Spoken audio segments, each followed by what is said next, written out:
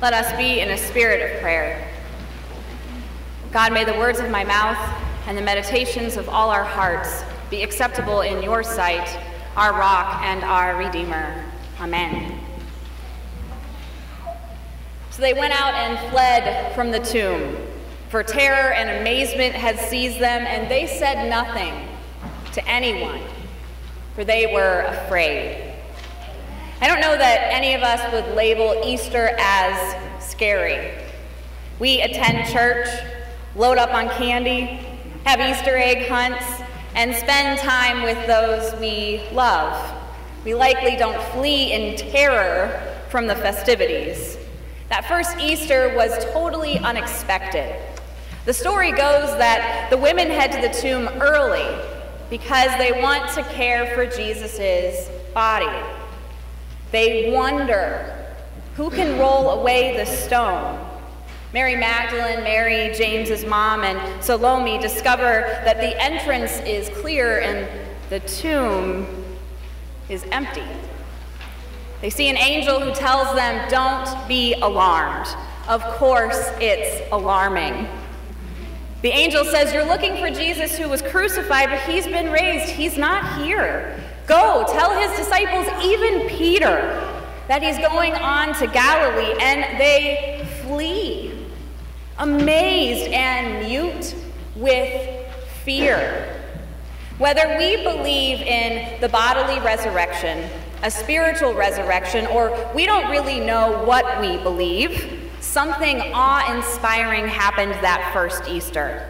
Maybe it was so incredible that the only reaction those women could muster was fear of the unexpected, as they had just looked up at Jesus from the foot of the cross days before.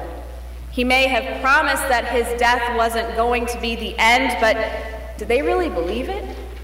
He may have promised that love would win, but were they really counting on it? Not really.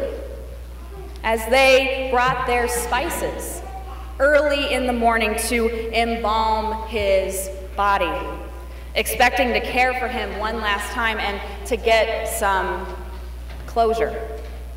That first Easter illustrates an unexpected religious experience, an encounter with the divine so extraordinary that the women couldn't even talk about it right then and there. This is a common phenomenon for folks who have religious experiences. What they encounter is so hard to put into words, both because it's difficult to describe and because other people, let's be honest, may think that you're crazy. There's mysticism in every world religion. Some people have visions or dream dreams or hear beyond their sense organs, like the still small voice of God Elijah heard in 1 Kings. Others speak of seeing as a dawning realization. Buddhists use the phrase, seeing things as they really are, as part of enlightenment. Some people have mystical experiences through ordinary objects that carry extraordinary meaning. People experience God in nature, the deep silence of a forest, the starry sky, the ocean.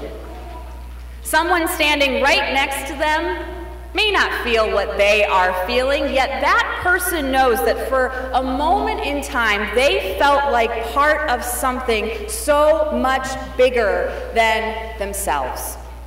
This ineffable, mysterious, terrifying, amazing religious experience these women had that first Easter some 2,000 years ago still lingers. Why? Because the presence of Christ is still here. Just a few years ago, the good folks at the Pew Forum on Religion and Public Life conducted a survey on religious and mystical experiences. They found that 49% of American adults polled have had a religious or mystical experience like some of the ones I just described. 49%. It's incredible. God is with us and moving among us, and sometimes we can feel it. We may be so afraid of the power behind what we encounter and afraid of what other people will think about what we encounter and about us that we can't even talk about it. Some of us may have mystical experiences but chalk it up to coincidence or a fluke, or it's just something that we rationalize away. It may not sink in until years later that there was something significant about that moment in our lives. Should we read our Easter story of the women encountering the empty tomb, conversing with an angel, and being told of Jesus' resurrection as just some outlandish Bible story? We can, but that's so lame. It's especially lame knowing that many modern Americans report that we've experienced the divine. Mystical experiences cross religions or no religion at all, and cross cultures and languages and educational levels and any category you can possibly imagine. Maybe you don't think that you've ever had a mystical or religious experience, but there's nothing saying that you won't. This is the hope of Easter. God is at work in ways that we can't possibly predict or expect.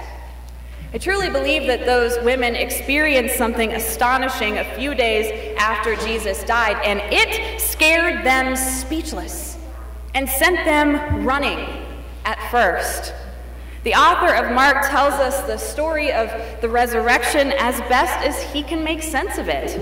A divine message, God fulfilling promises, Jesus not being defined or confined by that tomb. He's telling us the story of something so unexpected that it's no wonder we encounter Easter every year, both hopeful and baffled.